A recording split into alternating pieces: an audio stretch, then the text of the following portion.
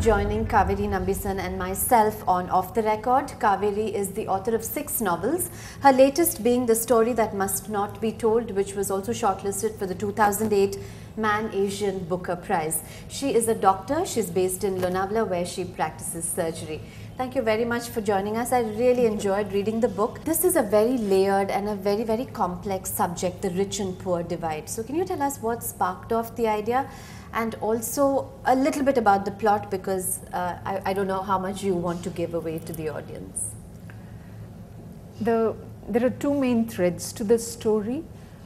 The idea was sparked off, as with most of my novels, by a character. And here the character is Simon Jesukumar, who is an aging widower, who is reflecting upon his very happy married life, which happens to have been with a woman, Harini, who is a domineering person. He loved her very much, and he is just wondering about what his life would have been like had he made his own decisions and not every time given in to her. So that sort of a very, I would say, a bittersweet type of regret runs through the thread of the story and the character of Simon. And as you said, the plot carries forward because of Simon's this new interest that develops about people who are not like him, the underprivileged people, and whom he finds out about first during the train journey, where he loses his ticket and has to travel second class and so on, and then with a young boy who runs errands for him. And through him he finds out about Sitara, which the people who live there call a township, but which most of us would refer to as a slum. And the novel is sort of full of these characters, teeming with characters from Sitara, and I try to develop the story within Sitara as a counterpoise to the story of Simon. Do you think that Simon begins to develop an interest in the colony of Sitara because he's alone and also because of his age? Is that something that people in their later years of life, that the compassion for their fellow beings, do you think that happens in your later years and not when you're young?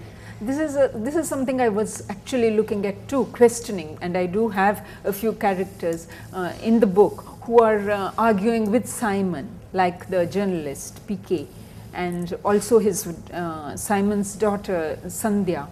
They are constantly sort of putting questions to Simon about his good intentions. These good intentions can develop when we've finished with all our, the rest of the thing. PK once tells him that it's all very well for you, but I want to earn money, I want love, I want the love of one person, not the love of this whole slum. I don't want to love the whole world, I want to love one person. So these are interesting things which, precisely as you said, is it something that we should leave? Is compassion something that we should leave for old age, or do we develop compassion or interest? I don't want to use this word compassion. What I mean is an interest in the lives of other people who are not like us. So this range of characters that you have in the book, Kavery, very impressive. How you've fleshed out each one and how you've managed to tell the story of each one, which is, I think, quite a remarkable feat, because these are people from different social classes, different religious backgrounds, different ages, different experiences each one has had. So did you have role models for each of your characters? I recognize 1 or 2. Yes. I can see who their role models would have been, like Dr. Prince, I think, is you a little bit. Yes. But what about the others? I develop characters in a very strange way, where I just have a flash of an image of a person, and then I try to create the rest of the whole thing around it.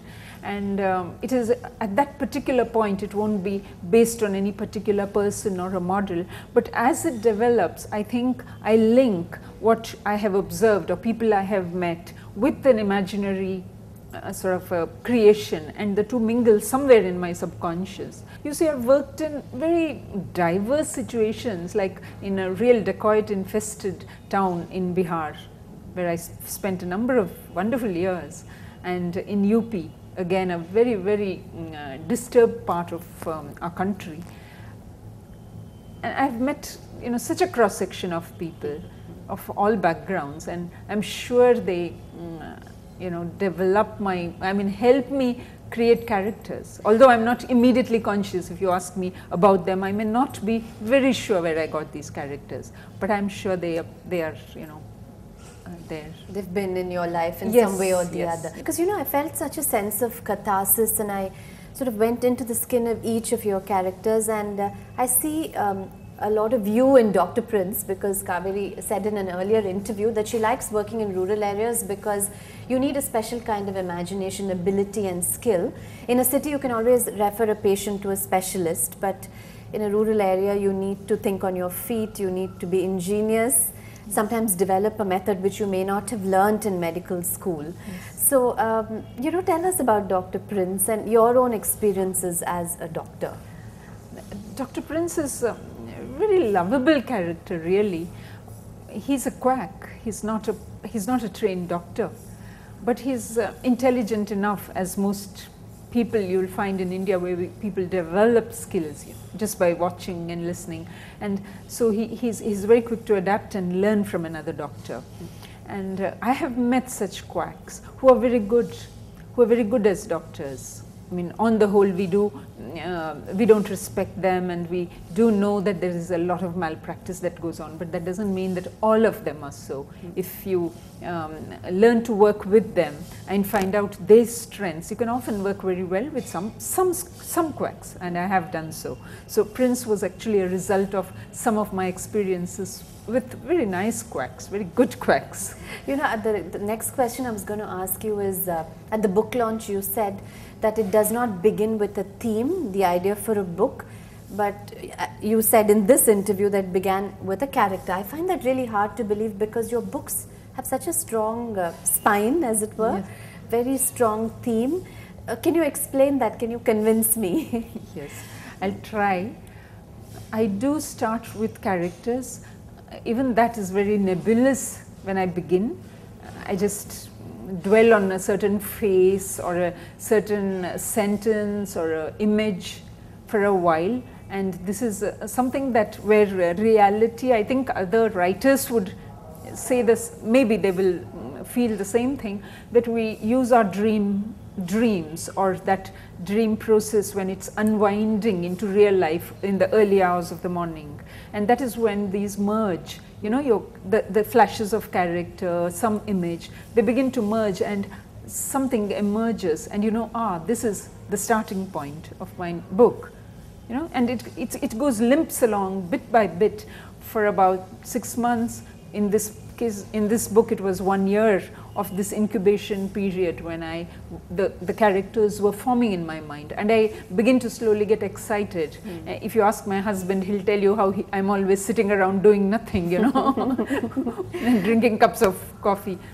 That's the period when I'm, you know, developing the story.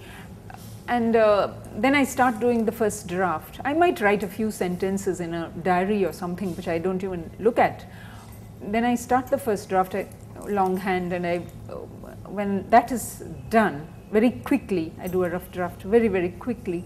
And then when I read it, I see that there is a direction, there is some point to this story.